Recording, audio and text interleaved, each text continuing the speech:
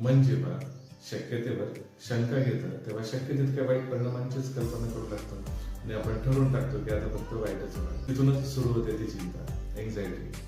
म्हणजे काय, जेव्हा आपलं मन एखाद्या गोष्टीबाबत शंका घेतं, हे होईल की नाही, असं नाही झालं तर काय होईल, इथपर्यंत ठीक आहे, पण तिथेच न थांबता टोकाचा विचार करू लागतं आणि अशा विचारात अडकतं तेव्हा शक्य तितक्या वाईट गोष्टींचीच कल्पना करू लागतं. असं म्हणतात ना की मन चिंती ती वैरीनं चिंती, काहीतरी वाईटच होणार, आपण अपयशी ठरणारच, असं आपण ठरवून टाकतो. जसं की छातीत दुखत आहे, आता मी मरणारच, शरीरात कुठेतरी गाठ आली आहे, ती कॅन्सरची असणार आणि मी मरणारच, अभ्यास कमी झालाय, अभ्यास झाला नाही, आता मी नापासच होणार.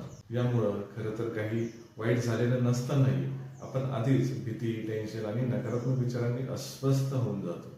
हीच ती चिंता, जी अनेक वेळा वास्तवाशी, रिअलिटीशी संबंध नसतानाही आपल्या मनात खोलवर घर करून बसते.